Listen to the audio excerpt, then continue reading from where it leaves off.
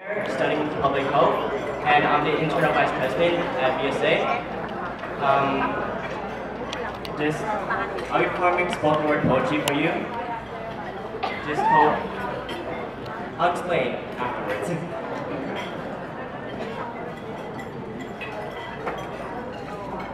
Hey yo, cheeky eyes, chopsticks, egg roll, karate kid.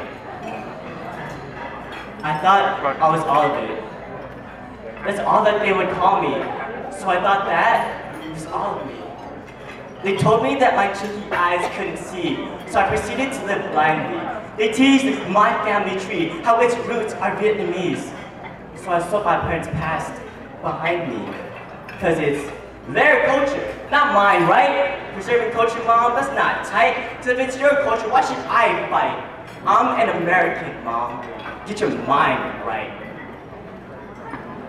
And that's what I wanted to be defined as. Because even back then, American already meant high class. Being an American meant I could bypass any new Asian kid, get to line last, and no mom, get away with that eyeglass. I said I wanted contacts. Just stop talking about my eyesight. Let's talk about this boy in black hair. Can I please get some highlights? And no mom, I don't care to watch another Paris by Night. You can disapprove all you want, Mom, but I'm an American. I can exercise my rights. And what do I have of now as an American besides my 20/20 hindsight? I finally know what you meant by my flawed eyesight. I kept thinking to myself, I didn't need a prescription. And now 12 years later, I'm finally able to see through your vision. To finally shut my mouth, to shut these American eyes, too proud to let my Vietnamese side live out loud. But I don't want you to get me wrong. I love what my parents have done. Leaving their own nation, accepting this cultural amalgamation for me, for opportunities, so I can grow up too arrogant to even call myself Vietnamese American.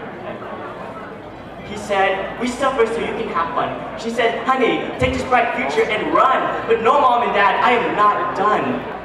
To the rest of the second generation, I'm just saying, we can't forget Vietnam, because we can't know where we're going unless we know where we're from. To the dark coffee breaks on Sunday mornings, to bargaining for what we buy, because honey, we are getting our money's worth. To having a big family and everyone's had his time with that one hand-me-down shirt, to getting bit by massive ants because you were stealing jackfruits from the neighbor's tree, to know your parents' friends for so long, that you start to think, maybe they are family, to the good old Sylvan Mountain, to kneeling against the wall together, that's when you bond, to the Ao Yai, that's really a team effort to put on, to when you think your mom couldn't possibly yell any louder, to when she gives you the death glare, not reading your elders, to knowing the perfect amount of hoisin and sriracha to put in your butt, to you better hurry and eat your noodles, chuki na na. Wait, is it weird that I just spoke Vietnamese? Because we're not supposed to do that in public now, are we?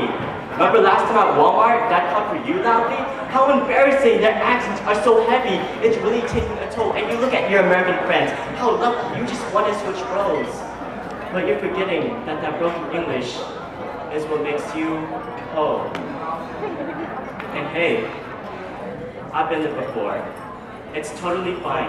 You can be ashamed of who you are, but just don't blame it on Vietnam, because your parents have come too far for you to disrespect where they came from. No, you are not justified. I don't care how many times you've been called too smart or 4 eyes, those blind bullies, did they raise you? Because you're using the mindset that they gave you. You hate yourself only because they hate you.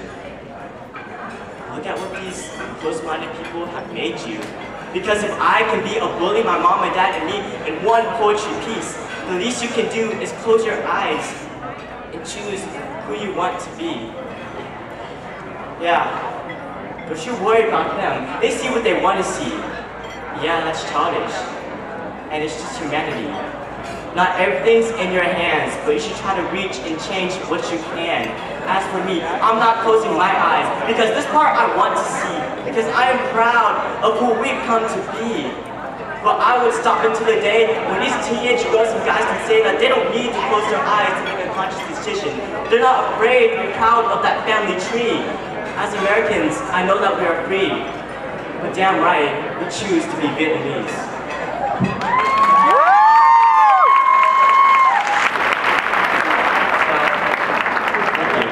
That was a piece called Air by Kavi Vu, and when I first heard this piece, it really resonated within me because, like a lot of Vietnamese Americans, growing up, I wasn't always proud to be Vietnamese. And from things like VSA, I've learned to really accept my culture, and I've developed a love for it that I never thought I could.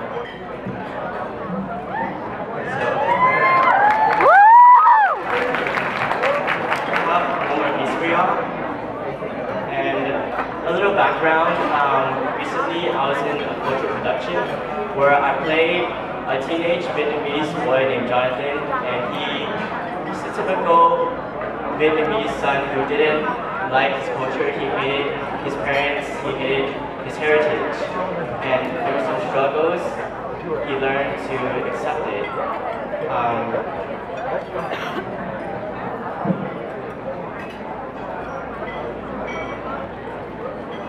Why didn't you just,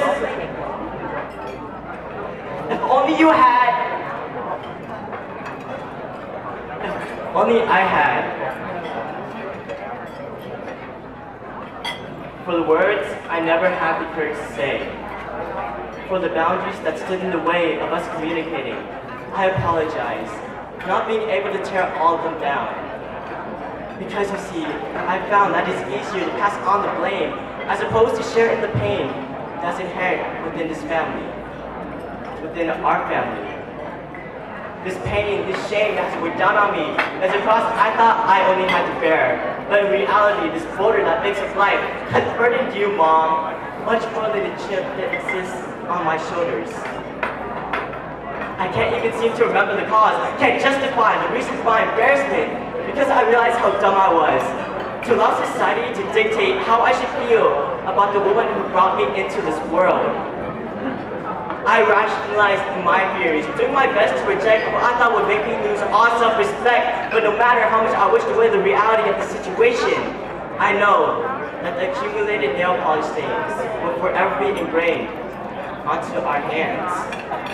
Stains that no amount of acetone wash away.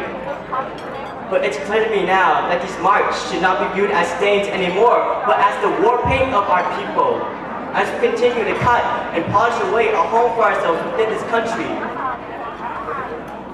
Mom, I know I've been looking at this wrong my whole life, but you've been wrong as well, because you are not simply a nail technician, Mother. You are an artist, you are a fighter, you are a revolutionary.